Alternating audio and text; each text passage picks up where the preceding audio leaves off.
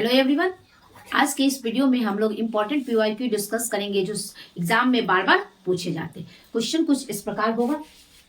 Question 1, उस वैज्ञानिक का नाम क्या है जिन्होंने वंशागति के नियम दिए थे। अगर हम लोग वंशागति के नियम की बात करें तो ये नियम ग्रेगर जॉन मेंडल के द्वारा दिया गया था। ग्रेगर जॉन मेंडल के द्वारा वंशागति का नियम दिया गया था और इन्हें आनुवांशिकी के जनक यानी कि ये आनुवांशिकी के जनक भी कहलाते हैं। आनुवांशिकी के जनक या इन्हें फादर ऑफ जेनेटिक्स भी कहा जाता है। Father of genetics.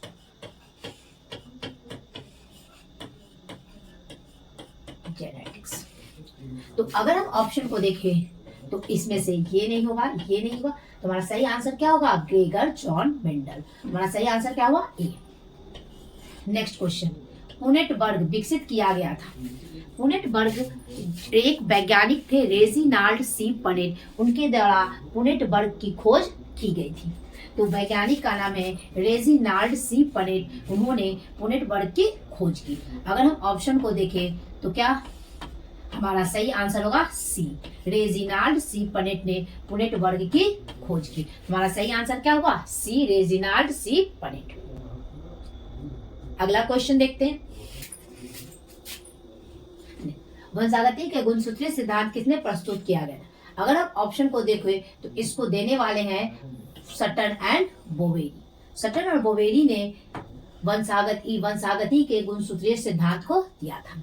अगर हम मेंडल की बात करें तो फादर ऑफ जेनेटिक्स, वंशागति का सिद्धांत रेजिनाल्ड सी पनेट ने, इन्होंने पुनेट स्क्वाड की खोज की थी, पुनेटबर्ग की। तुम्हारा सही आंसर क्या होगा? सटन एंड बोवेरी, इन्होंने ये वंशागति का गुणसूत्रीय सिद्धांत को प्रस्तुत किया था। तुम्हारा सही आंसर क्या हुआ? बी। नेक्स्ट क्वेश्चन देखते हैं। दो जीन की वंशागति के लिए यानी कि दो इनहेरिटेंस ऑफ दो जीन द्विसंकर संकरण के लिए, दो जीन की वंशागति के लिए मेंडल, ग्रेगर जॉन मेंडल जो आनुवांशिकी के जनक कहलाते हैं, उन्होंने किस पौधा को चुना था? तो मेंडल ने अपने प्रयोग में जो पौधा को चुना था वो पौधा था मटर का पौधा, जिसे हम कहते हैं उद्यान मटर या खाने योग मटर, एडिबल मटर, खाने योग मटर, और इसका वैज्ञानिक नाम है पाइशम सैटिवम। तो हमारा सही आंसर क्या हुआ? सी।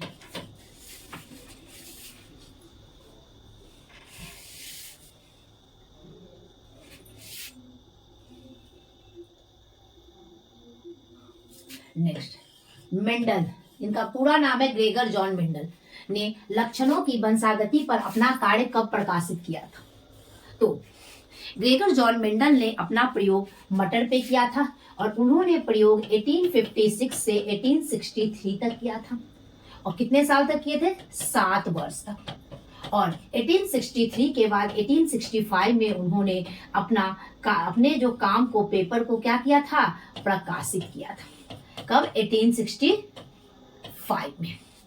अगर हम ऑप्शन को देखें तो 1845 नहीं होगा, 1900 नहीं होगा, 1870। हमारा सही आंसर क्या हुआ? 1865, जब जिन्होंने अपने कार्य को प्रकाशित किया था। नेक्स्ट क्वेश्चन, मादा विषम युग्मता क्या है? जब मादा में के द्वारा दो भिन्न प्रकार के युग्मकों का निर्माण होता है तो उसे क्या कहते हैं? मादा विषम युग्मता। यहाँ मादा की बात की जा रही है, यहाँ नर की कोई बात ही नहीं होगी। तो हमारा सही आंसर क्या हुआ? ए।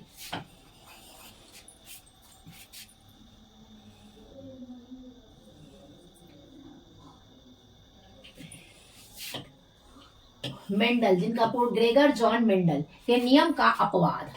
तो अपवाद की बात करें तो अगर हम ऑप्शन के देखें तो प्रभाविता के नियम, ये मेंडल का नियम है। युग्मक की शुद्धता का नियम या पृथक्करण का नियम, ये भी मेंडल का नियम है। स्वतंत्र अभ्युवन का नियम, ये भी नियम है जो मेंडल के द्वारा दिया गया था। प्रभाविता का नियम और युग्मकों की शुद्धता का नियम मेंडल ने एक संकर संकरण यानी कि मोनो हाइब्रिड क्रॉस के आधार पर दिया था। स्वतंत्र अभ्युवन का नियम उनके द्वारा डाई हाइब्रिड क्रॉस द्विसंकर संकरण के द्वारा दिया गया, लेकिन सहलग्नता मेंडल के नियम के क्या है? अपवाद है। तो हमारा सही आंसर क्या हुआ? सी, सहलग्नता। Next question, haemophilia. हीमोफीलिया है, अगर हम बात करें कि हीमोफीलिया एक रोग है और ये रोग मेंडेलियन डिसऑर्डर है।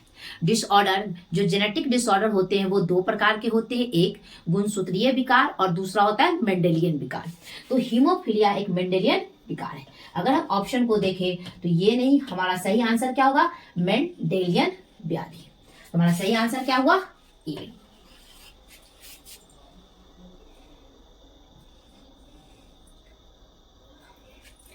डाउन सिंड्रोम, अगर हम डाउन सिंड्रोम की बात करें तो डाउन सिंड्रोम ये जो एक प्रकार का गुणसूत्रीय विकार है, यह 21वीं जोड़ी गुणसूत्र पर जब एकाधिक सूत्रता यानी कि ट्राइसोमी होता है उसके कारण डाउन सिंड्रोम होता है। और ये डाउन सिंड्रोम कैसा डिसऑर्डर है, ये गुणसूत्रीय विकार है। तो अगर हम ऑप्शन को देखें तो हमारा सही आंसर क्या होगा, बी, गुणसूत्रीय व्याधि। तो सही आंसर क्या हुआ, बी। अगला, आनुवांशिकी के जनक। अभी तक आपको तो याद हो गया कि आनुवांशिकी के जनक कौन है, मेंडल, ग्रेगर जॉन मेंडल। हमारा सही आंसर क्या हुआ, C. Next one, crossing over. Crossing over किस अवस्था में होता है, तो क्रॉसिंग ओवर अर्धसूत्री विभाजन प्रथम के पूर्वावस्था यानी कि प्रोफेज फर्स्ट के पैकीटीन अवस्था में होता है। तो किस अवस्था में होता है, पैकीटीन। तो ये अगर हम ऑप्शन को देखें तो ये हमारा सही आंसर क्या होगा, पैकीटीन अवस्था में क्या होता है, क्रॉसिंग ओवर होता है। हमारा सही आंसर क्या हुआ, सी। इनमें से कौन सा, नेक्स्ट क्वेश्चन, इनमें से कौन लिंग प्रजनित रोग है, लिंग प्रजनित रोग। अगर हम इसमें बात करें तो ये, अगर हम इन डिजीज की बात करें तो इनमें से जो लिंग प्रजनित रोग है कौन सा है, हीमोफीलिया। और ये आनुवांशिक रोग है और उसमें कौन सा है, मेंडेलियन व्याधि है। तो हमारा सही आंसर क्या हुआ, ए।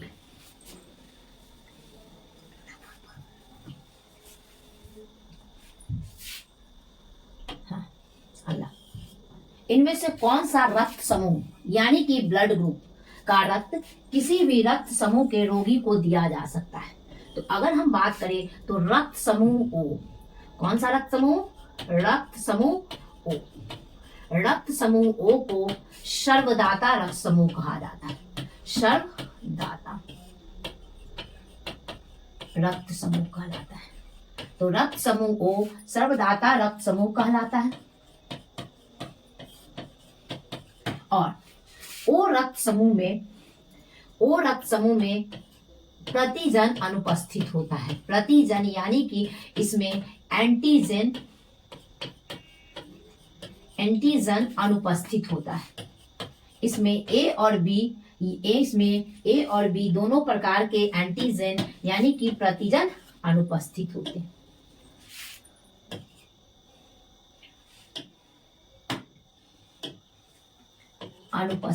हैं।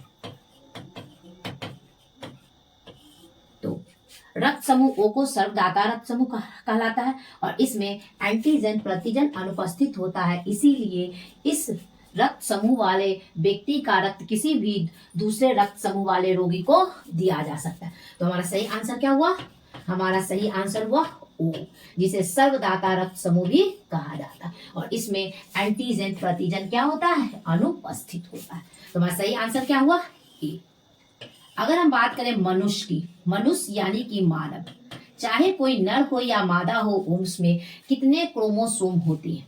अगर उनके क्रोमोसोम यानी कि गुणसूत्र की बात करें, किसी भी मानव में चाहे वो नर हो मादा हो, उसमें गुणसूत्र की बात करें तो जो गुणसूत्र होता है, अगर हम जोड़ी में बात करें तो ये 23 जोड़ी होता है, 23 जोड़ी गुणसूत्र होते हैं। और अगर हम संख्या में बात करें तो कितने गुणसूत्र होते हैं, 46 होते हैं। गुणसूत्र की संख्या 46 होती। तो अगर हम ऑप्शन को देखें तो क्या होते हैं, 23 जोड़ी। कितने जोड़ी होती है, 23 जोड़ी। और संख्या में कितने होते हैं, 46 गुणसूत्र होते हैं। चाहे इंसान के, मानव के नर या मादा हो, उसमें कितने जोड़ी गुणसूत्र होंगे, 23 जोड़ी। एक सामान्य इंसान में 23 जोड़ी यानी कि 46 गुणसूत्र होते हैं। हमारा सही आंसर क्या होगा, सी।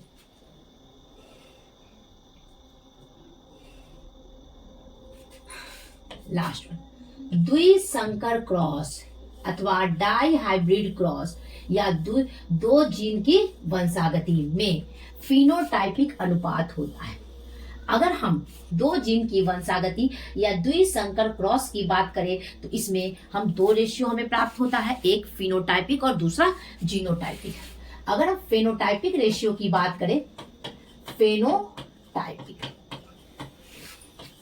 फेनोटाइपिक अनुपात की बात करें द्विसंकर संकरण में